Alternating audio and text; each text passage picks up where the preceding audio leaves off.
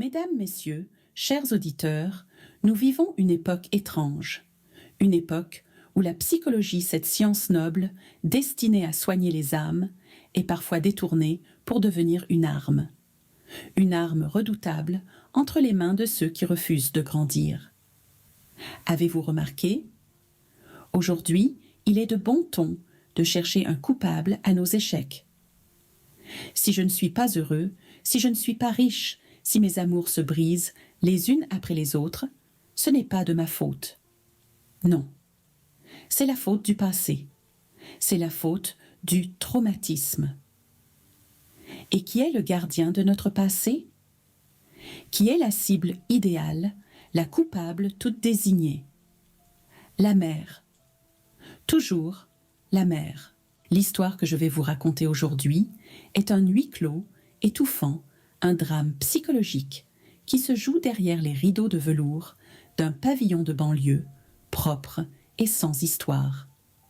C'est l'histoire de Solange, une mère qui a trop aimé, et de Maxime, un fils qui a transformé cet amour en acte d'accusation. C'est l'histoire d'un procès sans juge ni avocat, où les mots savants servent à masquer une vérité bien plus laide, l'ingratitude crasse. Préparez-vous, car ce récit va réveiller en vous des sentiments contradictoires de la pitié à la colère, jusqu'à la libération finale. Tout commence un soir de Noël, le 24 décembre. Dehors, le froid mordant a figé les jardins, mais à l'intérieur de la maison de Solange, tout n'est que chaleur et lumière. Solange a 72 ans. C'est une petite femme, aux cheveux gris, toujours impeccablement coiffée. Le genre de femme qui met un point d'honneur à ce que la nappe soit repassée sans le moindre faux pli. Ce soir, elle a mis les petits plats dans les grands. Il y a la dinde au marron qui dort dans le four, diffusant cette odeur rassurante de graisse et de thym. Il y a le sapin décoré avec les boules anciennes, celles qu'elle a gardées précieusement depuis 40 ans. À table, il n'y a que 2 couverts. Solange et son fils Maxime. Maxime a 40 ans. C'est un bel homme physiquement, mais son visage est marqué par une moue permanente d'insatisfaction, un pli amer au coin des lèvres. Il vient de divorcer pour la 3e fois. Il est au chômage depuis 6 mois. Il est retourné vivre chez sa mère, en attendant de rebondir, comme il dit. Mais ce soir, l'air est lourd. Solange essaie de maintenir la magie de Noël. Elle sourit, elle pose des questions douces, elle sert le vin. « Tu reprendras bien un peu de farce, mon chéri, c'est ta préférée. » C'est alors que l'impensable se produit. Maxime ne répond pas. Il fixe son assiette. Ses mains se crispent sur ses couverts. Soudain, il jette sa fourchette sur la porcelaine fine. Le bruit violent déchire le silence feutré de la salle à manger. Il se lève brusquement, faisant vaciller les bougies. Son visage est rouge, déformé, par une haine qu'il semble retenir depuis des années. Il pointe un doigt accusateur vers sa mère, cette petite vieille dame qui tient encore la saucière en argent dans ses mains tremblantes. « Arrête !» hurle-t-il. « Arrête avec tes petits soins, ta farce, ton amour dégoulinant. Tu me dégoûtes. » Solange est pétrifiée. « Mais, Maxime, qu'est-ce qui te prend ?»« Ce qui me prend. » Il rit un rire jaune mauvais. « Regarde-moi, regarde ma vie. J'ai 40 ans. Je suis seule. Je suis fauchée. Je suis une épave. Et tu sais pourquoi? C'est de ta faute. C'est à cause de toi. » Il tape du poing sur la table. La sauce renverse, tachant la nappe blanche d'une flaque brune comme une blessure sale. Tu m'as étouffée. Tu m'as couvé comme un œuf fragile. Tu as fait de moi un faible, un assisté. Si je ne sais pas garder une femme, c'est parce que tu m'as castrée avec ton amour toxique. Tu as ruiné ma vie. Maman, tu es une mère abusive. Solange recule le souffle coupé, comme si elle venait de recevoir une gifle physique. Les larmes montent à ses yeux. Elle, une mère abusive. Elle, qui a tout donné. Le plat de dinde glisse de ses mains moites et s'écrase au sol, dans un fracas de céramique brisée. Mais Maxime ne regarde pas le désastre à ses pieds. Il regarde sa mère avec les yeux d'un procureur, face à un criminel de guerre. Le procès de l'enfance vient de s'ouvrir. Pour comprendre la violence de cette accusation, il nous faut remonter le temps. Il nous faut comprendre qui est Solange et surtout comment Maxime est devenu ce tyran domestique. Solange n'a pas eu une vie facile. Mère célibataire très tôt abandonnée par un mari-volage, partie chercher l'aventure. Quand Maxime avait 2 ans, elle s'est retrouvée seule face au monde. Dans la France des années 80, une femme seule, avec un enfant, devait se battre 2 fois plus. Et Solange s'est battue. Oh oui, elle s'est battue. Elle cumulait les emplois. Secrétaire le jour, couturière le soir, et parfois même des ménages le week-end. Pourquoi? Pas pour s'acheter des bijoux, non. Pour Maxime. Maxime devait avoir le meilleur. Solange s'était juré que son fils ne manquerait de rien, qu'il ne souffrirait jamais de l'absence du père. Alors, Maxime a eu les écoles privées catholiques les plus chères de la région.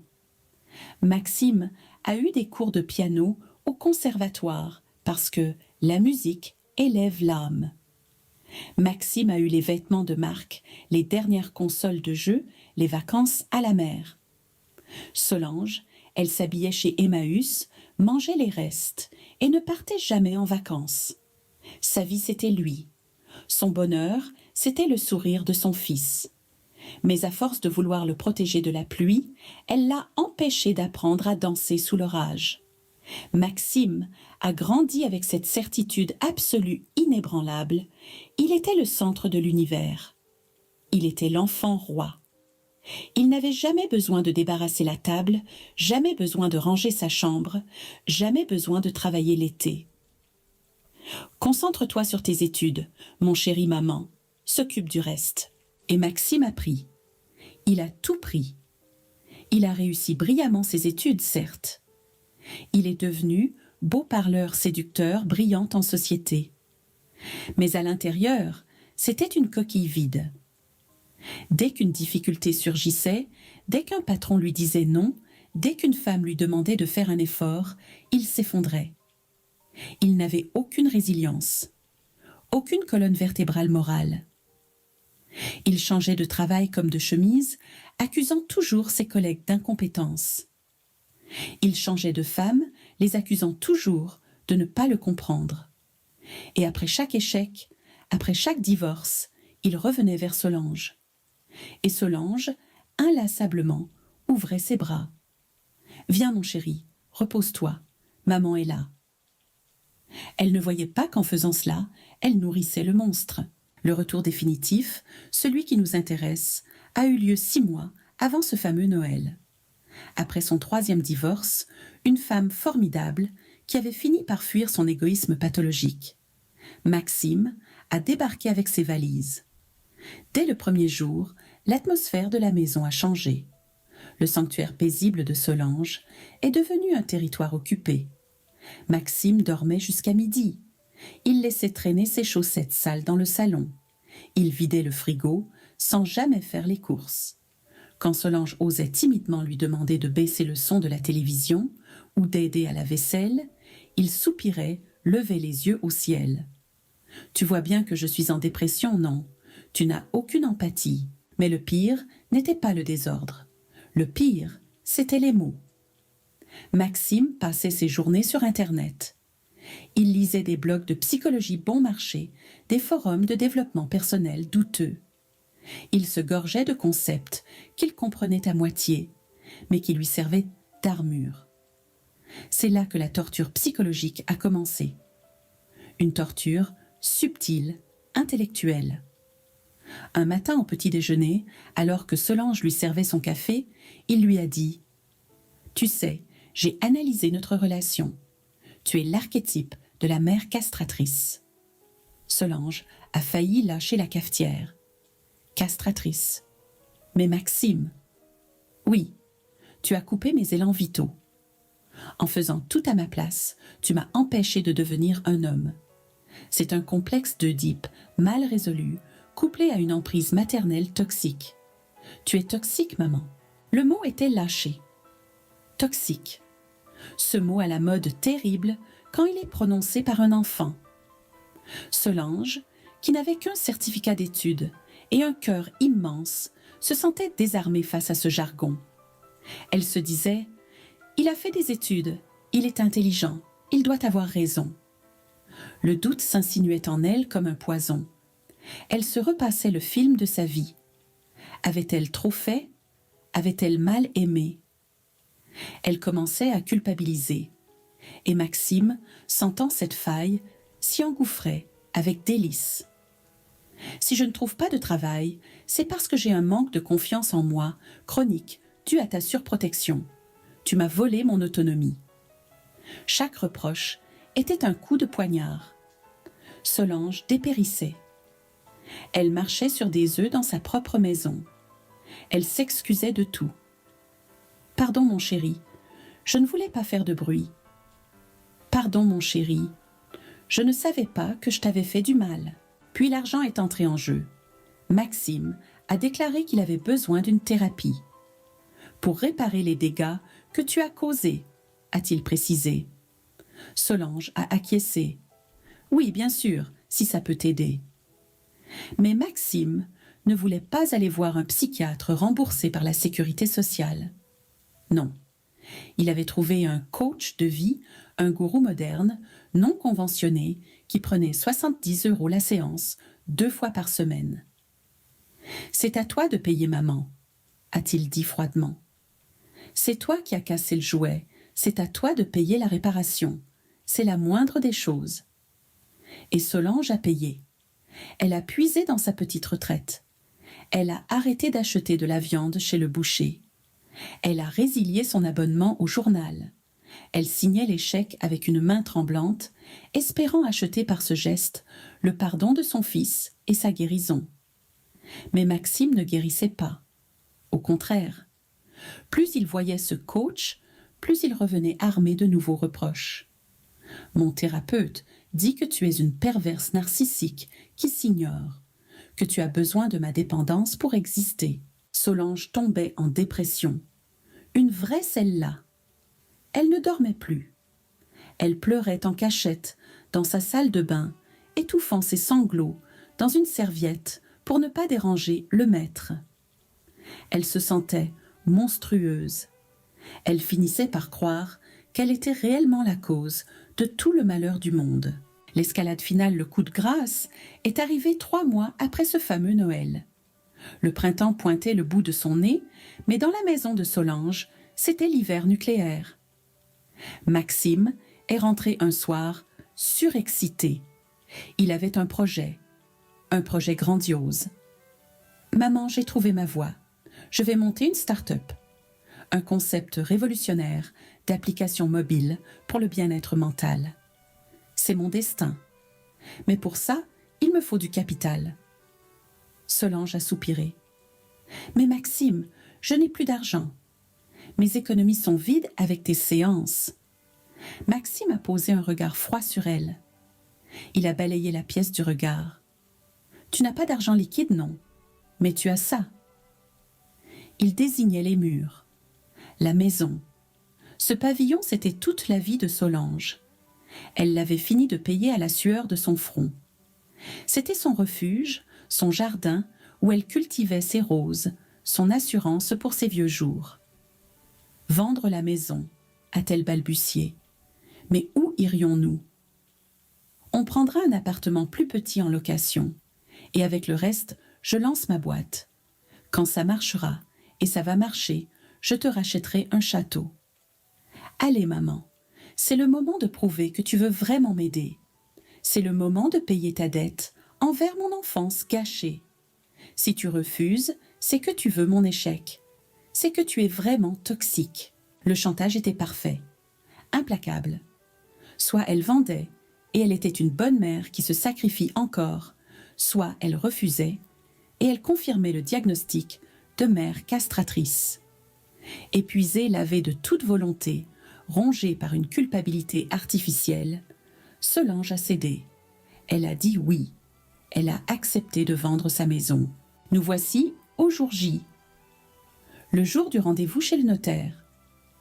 Maître Renard, un vieil homme respectable, les reçoit dans son étude feutrée, qui sent la cire d'abeille et les vieux dossiers.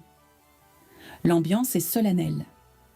Solange est assise dans un fauteuil en cuir, trop grand pour elle. Elle est pâle, absente. Elle tient son sac à main serré contre sa poitrine, comme un bouclier dérisoire. Maxime, lui, est radieux. Il est nerveux, agité. Il tape du pied. Il voit déjà l'argent, la liberté, le pouvoir. Le notaire lit l'acte de vente. C'est long, c'est fastidieux. Madame Solange Dubois, propriétaire, consent à vendre le bien situé au... Pendant la lecture, le téléphone de Maxime posé sur le bureau vibre. Une fois, 2 fois. Maxime est concentré sur le notaire. Il fait semblant d'écouter religieusement. Il ne regarde pas son téléphone. Mais Solange, elle regarde. Son regard erre perdu et se pose sur l'écran du smartphone de son fils, qui s'est allumé à quelques centimètres de sa main. Le message est affiché en clair. C'est une conversation avec un certain Ludo, le meilleur ami de Maxime, un compagnon de fête. Solange lit. Elle a Zilata-Misora, ses lunettes, pour signer les papiers. Alors elle voit très bien. Le message de Maxime, envoyé quelques minutes plus tôt. « C'est bon, mec. La vieille signe tout à l'heure. Dès que le virement est sur mon compte, je la lourde. J'ai trouvé une place dans un EHPAD public en banlieue, le truc pas cher. Je la dépose là-bas, direct, et je me tire à Bali. » Fini de l'entendre pleurnicher. « À moi la belle vie. Le temps s'arrête. » Dans le cerveau de Solange, le brouillard se dissipe d'un coup. Violent. Brutal. Les mots « mère toxique »,« traumatisme »,« réparation », tout cela s'évapore. Il ne reste que la vérité nue, crue, obscène, je la lourde. EHPAD pas cher. À moi la belle vie. Elle réalise avec une lucidité foudroyante qu'elle n'a pas créé un enfant fragile. Elle avait à nourrir un parasite. Elle a élevé un monstre d'égoïsme qui a planifié sa déportation pour voler son dernier bien. Son cœur, qui battait au ralenti depuis des mois, se met à cogner. Un sang chaud bouillonnant remonte à ses joues. Ce n'est plus de la honte, c'est de la colère. Une colère saine. Une colère sacrée. « Madame Dubois », demande le notaire, le stylo tendu. « Il faut signer ici. » Maxime se tourne vers elle, un sourire encourageant et hypocrite aux lèvres. « Vas-y, maman, signe. C'est pour notre avenir. » Solange prend le stylo. Elle regarde son fils. Elle regarde ce visage qu'elle a couvert de baisers, ces yeux qu'elle a séchés tant de fois. Et elle ne voit plus rien. Le lien est rompu. Elle prend le dossier de vente, l'acte notarié avec ses timbres fiscaux et ses belles phrases juridiques. Et crac! D'un geste sec précis, elle déchire la première page. Le bruit du papier déchiré résonne comme un coup de pistolet dans le silence de l'étude. Maxime sursaute. « Maman, qu'est-ce que tu fais ?» Crac. Elle déchire la 2e page, puis la 3e. Elle réduit le contrat en confetti. « Madame, » s'étouffe le notaire. Solange se lève. Elle n'est plus voûtée. Elle semble avoir grandi de 10 centimètres. Elle plonge la main dans son vieux sac à main.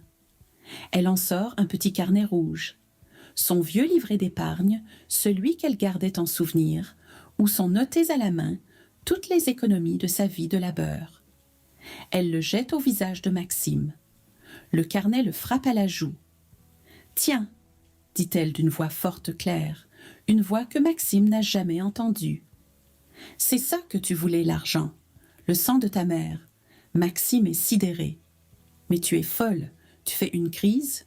« Monsieur le notaire, elle n'a pas toute sa tête. »« Oh, si Maxime, j'ai toute ma tête, pour la première fois depuis longtemps. » Elle s'avance vers lui, le doigt pointé, non pas pour accuser, mais pour énoncer une sentence. Tu parles de ton enfance, tu oses parler de souffrance. J'ai fait 3 métiers pour que tu aies des Nike aux pieds. J'ai mangé des pâtes à l'eau pour que tu manges du steak. Tu n'as pas manqué d'amour, Maxime. Tu as manqué de limites. Tu as raison. Sur un point, j'ai commis une faute. Une seule. Je ne t'ai pas appris la gratitude. Je t'ai appris que tout était dû.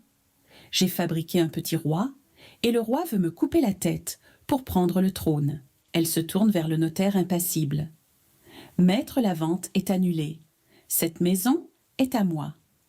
Et elle le restera jusqu'à mon dernier souffle. Puis elle revient vers son fils, qui est blême la bouche ouverte, voyant ses millions s'envoler. Quant à toi, Maxime, tu parlais de traumatisme? Eh bien, en voilà un vrai. Pour ta prochaine séance de thérapie, tu es viré. Tu ne remets plus les pieds chez moi. Tu te débrouilles. Tu es un grand garçon maintenant. Tu as 40 ans. Assume. Elle sort de l'étude, sans se retourner, laissant son fils planté là, au milieu des papiers déchirés, aussi pitoyable qu'un ballon de baudruche dégonflé. Maxime tente de la rattraper dans la rue. Il hurle, il pleure, il menace. « Tu ne peux pas me faire ça. Je vais me suicider. C'est de la non-assistance. » Solange monte dans un taxi. Elle baisse la vitre. Elle le regarde gesticuler sur le trottoir. « Adieu, Maxime, et bonne chance à Bali. » Le taxi démarre. La fin de l'histoire est rapide, comme un scalpel qui tranche un abcès. Solange est rentrée chez elle. La première chose qu'elle a faite, c'est d'appeler le serrurier. Il est venu dans l'heure. Pendant qu'il changeait le barillet de la porte d'entrée, Solange a rempli des sacs poubelles. Les vêtements de Maxime, ses consoles, ses livres de pseudo-psychologie. Elle a tout mis sur le trottoir, proprement, avec un petit mot dessus, à donner. Maxime est venu le soir même. Il a tambouriné à la porte, hurlé, donné des coups de pied. Il a joué la comédie du désespoir, puis celle de la rage. Les voisins ont regardé par leurs fenêtres. Personne n'a bougé. Tout le monde savait. Tout le monde avait entendu les cris des mois précédents. Ils ont laissé faire. Au bout d'1 heure, Maxime, épuisé, comprenant que la source était tarie, a ramassé ses affaires et est parti disparaissant dans la nuit, emportant avec lui sa rancœur et sa médiocrité. À l'intérieur, Solange a verrouillé la nouvelle serrure. Un double tour. Clac, clac. Ce bruit, mesdames et messieurs, c'est le plus beau son qu'elle avait entendu depuis des années. Le son de la sécurité. Elle est allée dans la cuisine. Elle s'est fait une tasse de thé, un Earl Grey bien chaud. Elle s'est assise dans son fauteuil, face à la fenêtre, qui donnait sur son jardin qu'elle avait failli perdre. Le silence était revenu. Pas le silence lourd de la solitude subie, non. Le silence de la paix. Le silence de la dignité retrouvée. Elle a bu une gorgée de thé. Elle a souri. Elle s'est dit qu'elle avait encore de belles années devant elle. Des années pour elle. Juste pour elle. Mesdames, messieurs, il n'est jamais trop tard pour couper le cordon, surtout quand ce cordon est devenu un nœud coulant. L'amour maternel est infini, certes, mais le respect doit l'être tout autant. Si un jour on essaie de vous faire croire que vous êtes coupable d'avoir trop aimé, souvenez-vous de Solange. Et souvenez-vous que la seule personne à qui vous devez des comptes, c'est vous-même. Je vous souhaite une très belle soirée en paix, avec vous-même et avec les vôtres. À bientôt pour une nouvelle histoire vraie.